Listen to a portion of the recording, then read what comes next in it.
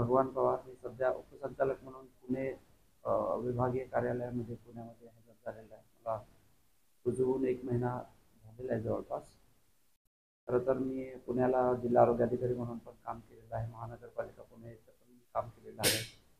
प्रशासनाचा आणि तांत्रिकतेचा मला अनुभव आहे आणि सिनियरिटीनुसार किंवा सेवा ज्येष्ठतेनुसारच आम्हाला उपसंचालक म्हणून काम करण्याची शासनामार्फत संधी मिळालेली आहे. संचालक झाल्यानंतर मी तिन्ही जिल्ह्यांचा थोडा आढावा घेतला, राष्ट्रीय कार्यक्रमांचा आढावा घेतला आणि त्याच्यानंतर मी ठरवलं सोलापूर आणि त्याच्याऐवजी पुणे आणि सातारा या जिल्ह्यामध्ये मी काम केलेलं होतं. त्यामुळे सगळ्या कामकाजाची किंवा आरोग्य संस्थांची मला चांगल्या प्रमाणात ओळख आहे आणि कामकाज उंचवण्यासाठी जास्ती मला परिश्रम करायची गरज होती ती मला जी वाटली सोलापूर जिल्हा होती. म्हणून मी प्रथम जिल्हा माझा सोलापूर विजिट निवडला. मागच्या आठवड्यामध्ये माननीय सचिव माननीय मंत्री महोदय यांनी ज्या मार्गदर्शक सूचना दिल्या त्या अनुषंगानं ते आपल्याकडं अभियान राबवलं जातं सध्या स्वस्त नारी आणि सशक्त परिवार या अनुषंगानं जिल्ह्याची तयारी काय झालेली आहे याचा आढावा घेणे आणि याचबरोबर जिल्ह्यातली जी रुग्णालय आहे, जिल्हा रुग्णालय असेल, महिला रुग्णालय असेल आणि काही ग्रामीण रुग्णालयाचा दौरा करण्याचा मानस मी माझ्या मनामध्ये ठरवला आणि त्याप्रमाणे मी सिव्हिल सर्जन यांना फक्त काल माझा दौरा फायनल झाल्यानंतर काल सकाळी फक्त त्यांना फोन करून सांगितलं की सोलापूर दौऱ्यावर येत आहे. त्याप्रमाणे माझा हा रुटीन दौरा आहे. याचा काही स्पेशल दौरा वगैरे कुठल्या कारणासाठी नाही.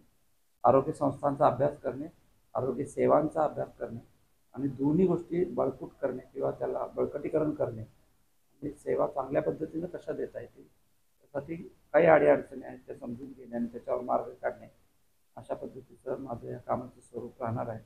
मी सकाळपासून सिव्हिल हॉस्पिटलला तिथं आता भेट देतोय. आता वुमन्स हॉस्पिटल आहे महिला रुग्णालय शेजारी त्याला भेट देणार आहे आणि दुपारनंतर काही फील्डमधल्या संस्थांना व्हिजिट देणार आहे.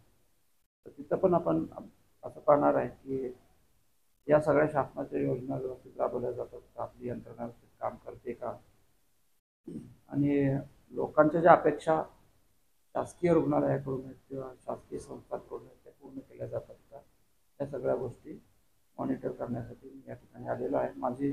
मला फील्डवरती काम करायला खूप आवडतं. ऑफिसमध्ये बसून राहणारा अधिकारी नाही आहे.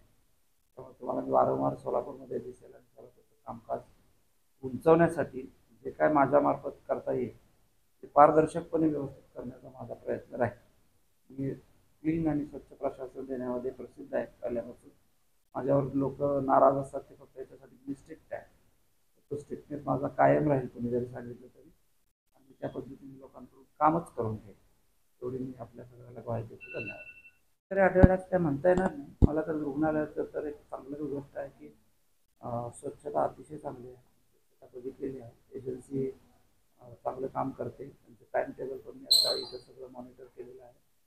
प्रथमदर्शनी मला जे दिसलं ते एकदम रुग्णालय स्वच्छ आहे. ओपीडीमध्ये सगळ्या ओपीडीज मी पाहिल्या, वॉर्ड मी सगळे पाहिले. फक्त 2-3 गोष्टीची आवश्यकता जी आहे ती म्हणजे आपला जो NCD कार्यक्रम चालला आहे त्याच्यामध्ये जरा रिपोर्टिंग आणि रेकॉर्डिंग चांगल्या पद्धतीनं कर्मचाऱ्यांनी ठेवावं, पेशंटला चांगल्या पद्धतीने सेवा द्यावी. तिथं ओपीडी वाढली पाहिजे. जरी 800 ओपीडी असली नाही तरी तिथे एवढी हे नाही आहे. तर इथं ओपीडी वाढली पाहिजे. वॉर्डमध्ये अजून सर्व्हिसेस अजून म्हणायचं सुरू नाहीत असं मला दिसलं. स्पेशालिस्ट सर्व्हिसेस इथं सुरू व्हायला पाहिजे. स्पेशालिस्ट सर्व्हिसेस सुरू होत असताना सर्जरी व्हायला पाहिजे. ॲनेस्थेटिस्ट वगैरे इथं आहे. सेपरेट वॉर्ड आहे. तर ते बेडची संख्या आहे. एवढे पेशंट आपल्याला पोस्ट ऑपरेटिव्ह ठेवता येण्याची सोय आहे. थोडेसे ऑपरेशन वाढवले पाहिजे असं माझं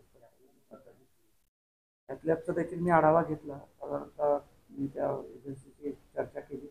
एजन्सीचं म्हणणं आहे की 1 महिन्यामध्ये करून देतो. म्हणजे पुढच्या महिना 1 महिन्यामध्ये ती एजन्सी आपलं काम पूर्ण करून देईल. पण तत्पूर्वी मी सिव्हिल सर्जनला सूचना दिलेल्या आहेत की आपल्या सोलापूर शहरामध्ये जिल्हाधिकाऱ्यांना सांगून एक तांत्रिक समिती थोडीशी फॉर्म करून बांधकाम आणि मशिनरी थोडंसं व्हेरिफिकेशन परत एकदा करून घ्या की चाललंय व्यवस्थित चाललंय पुन्हा. आणि एकदम सगळं टर्नकी प्रोजेक्ट असल्यामुळं सगळं पूर्ण झाल्यानंतर ते हँडओव्हर केल्यावर त्याच्यामध्ये आपल्याला काय अडचण नको. म्हणून पूर्वी जर एजन्सीसोबत काय त्यांना चर्चा करता आली तर ते एकदम सोपं होऊ शकतं. म्हणून तशा पण सूचना आपण दिल्या. तर 1 महिना म्हणतात म्हणजे आपण त्यांच्याप्रमाणे जाऊया. अर्थात तर 15 दिवस इकडे-तिकडे पण सुरू होईल.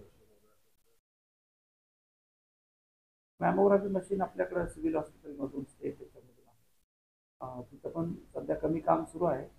तिकडे फक्त कॅथ लॅब आहे.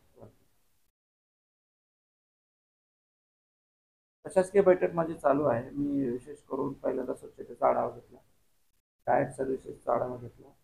तर माझी इच्छा होती की 12:30ला येऊन डायरेक्ट जेवण करायचं. ते जेवण करायचं, पण ते काही पूर्ण झाले नाही. कारण आता त्यांना माहीत आहे मी आलो म्हणजे चांगलं जेवण असं मी गृहीत धरतो. ते वाईट देतात असं मला म्हणायचं नाही. परंतु रुग्णांना चांगलं जेवण द्यावं हे भावनाच आहे. मी जिथं पण जातो तिथं त्या टायमिंगला न सांगता कोणाला पोहोचतो आणि डायरेक्ट ताटावरच बसतो जेवायला. मग आपल्याला कळतं त्याच्यानंतर मग पुढच्या त्यानंतर या मी सगळ्या सेवांचा आढावा घेतलेला आहे.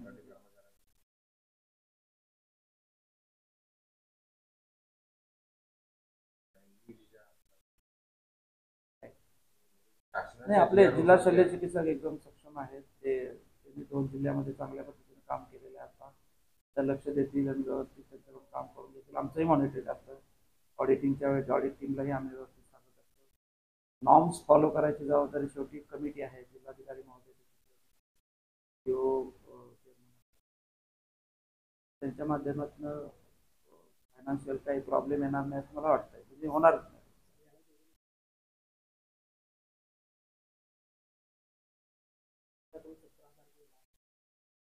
अशा पद्धतीने त्याने पैसे घेऊन भरती केलेले त्याच्यामुळे ती गुणवत्ता वगैरे राहिलेली आहे. खोटी प्रमाणपत्र जोडलेले आहे. त्याच्यानंतर त्यांची सायकल अशी चालू आहे की पहिल्या कंत्राटी कर्मचाऱ्यांना 6 महिने त्या ठिकाणी दुसरे रजिस्टर 4 लाख रुपये 1.5 लाख रुपये प्लस करायचे. तर ही सायकल गेली 1.5 ते 2 वर्ष एमबीजेला कॉन्ट्रॅक्टर मिळाल्यापासून सुरू आहे. ते तिथे जे आहे ते भांबरे म्हणून पुण्याला बसून आहे. ते सगळं कंट्रोल करतात. इथं जो ड्रायव्हर आहे कोरवे तर तो येऊन चोरमुळे वसूल करते. हे मी सरळ सरळ नाव यासाठी घेतो की आपल्याला पुरावे आहेत आणि जे उमेदवार आहेत त्यांनाही आपण विचारावं की आपण किती पैसे दिले आणि आजपर्यंत जर कंत्राटी कर्मचारी सक्षम आहे म्हणूनच घ्या तर 2-2-3 महिन्याला का बदलता, दर 6 महिन्याला का बदलता, असं एमबीजेने ते सुरू केलेलं आहे. रुटीनमध्ये चेंज पैसे कमवायचे चेंज म्हणून त्यांनी सुरू केलं. म्हणजे याचा अर्थ असा होतो की त्यांना रुग्णालयाचं हित काय घेण्यात येणार. दुसरी गोष्ट त्याला जोडून की कोरबून इब्राहिम कोरबून ड्रायव्हर आहे, त्यांची ऑर्डर संपलेली आहे. तरी गेले ते महिना 1.5 महिना काम करतात. कधी ते गाडी स्वतःच्या भाजीपाल्याला घेऊन जातात. सध्या त्यांची ऑर्डर नाही, ते स्वतःची गाडी चालवतात. एमबीजेने त्यांना काय ठेवले इथं सीएस यांच्या नावाखाली परत पैसे घेतात. काउंटर सर्व्हिसला घेतात. पैसे गोळा करतात. बॉम्बे गोळा करतात.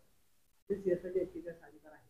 तर हे सगळे वसूलदार आहेत आणि हे सगळे कोण आहेत एमबीजेचे कंत्राटी कर्मचारी आहेत. दुसरी गोष्ट मेडिकल बिलासाठी कोण बसतो तर कंत्राटी कर्मचारी बसतो. त्याला बसवलं तिथे शासन अधिकारी काय म्हणतात माझं मेडिकल बिल झालं त्यांनी म्हणतात थांबा तुम्ही. दुसरी गोष्ट आपल्या इथं क्लास 1 क्लास 2 च्या आस्थापनेची सेवा सुद्धा एमबीजेच्या कंत्राटी कर्मचाऱ्याकडे दिली जे की त्याला नॉलेजच नाही. आणि आपले क्लास 1 सुपर क्लास 1 अधिकारी त्यांच्यासमोर रागीने उभा राहतात की माझं हे काम झालं का. ते त्या अधिकाऱ्याला विचारतात की हे काम म्हणजे काय, एखादं काम आलं म्हणजे आपल्याकडं जे परमनंट आस्थापन आहे त्यांच्याकडे हे टेबल जर दिले प्रतिनियुक्तीवर द्या आपल्याला अधिकार आहे. डायरेक्टरांना अधिकार आहेत. आपल्याला 3 महिन्यापर्यंत अधिकार आहे. आपण रिन्यू करू शकतो ऑर्डर. पण इथं काय झालंय अगोदरच्या सीएसएननी स्वतःला अधिकार नसताना जेडी साहेब म्हणजे तुमचे अधिकार त्यांनी स्वतः वापरले स्वतः डेप्युटेशन दिले जे की त्यांना अधिकारच नाही. प्रस्ताव पाठवू शकतात. तर आपल्याकडे डायरेक्टर सर त्या पद्धतीने झाले की पैसे घेऊन सगळ्या कंत्राटी कर्मचारी हे होल्डवर आहे. म्हणजे सीएसआय काय महत्व आहे कंत्राटी कर्मचारी प्रत्येक टेबलला तुम्ही द्या. मी म्हणत नाही आता कामकाज वाटपाचा जर आदेश घेतला तर 12 टेबल असे महत्वाचे कंत्राटी कर्मचारी आहेत जे की ते कंत्राटी आहेत त्यांना त्या कामकाजाचं माहितीच नाही ना काय विषय समायोजन काय माहिती नाही कमिशनसाठी काय लागतं काय माहिती त्यांना कंत्राटी कर्मचारी आणि ते ट्रीटमेंट असे देतात आपल्या परमनंट डॉक्टरांना वगैरे आम्हाला तुम्ही बघून घ्या. तर ह्या बाबतीत आपलं मन काय हरकत नाही. आपण माझ्या निदर्शनास गोष्ट आणून दिली. आता तुम्हाला माहिती आहे की न्यायालयाची माहिती घेतो. काही पुरावे जर असतील आणि खरंच कंत्राटी कर्मचाऱ्यांच्या बाबतीत अशी अवहेलना त्याची होत असेल आणि चुकीची पद्धत वापरली जात असेल तर ते खरंच त्याला ते सज्जन मॅडम आहेत मी आहे आम्ही कधी त्याला म्हणजे थारा देणार नाही, सपोर्ट पण करणार नाही. आणि ही चुकीची पद्धत आहे हे आपण उघडी पाडू. पण आत्ताच मी हजर झाल्यावर मला हे माहिती नव्हतं. आता आपण माझे निदर्शनास आणून दिले, तर त्या पुरावे असतील तर त्याप्रमाणे पुढे चौकशी करून त्या प्रशासकीय आपल्याला करता येईल ते करू. अशा पद्धतीच्या मी सूचना देतोय प्रशासनाला.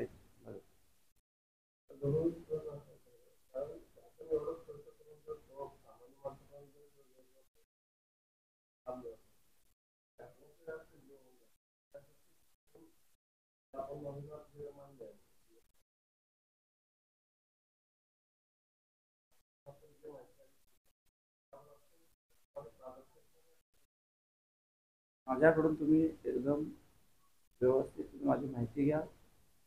पुण्यामध्ये मी काम केलेलं आहे. मी चुकीच्या गोष्टीला थारा न देणारा अधिकारी आहे. पण माझ्याकडून जेवढं काम माझ्या अधिकारात आहे तेवढं चोखपणे बजावण्याचा माझा निर्धार आहे. अशा पद्धतीच्या सूचना मी प्रशासनाला देईल. आपण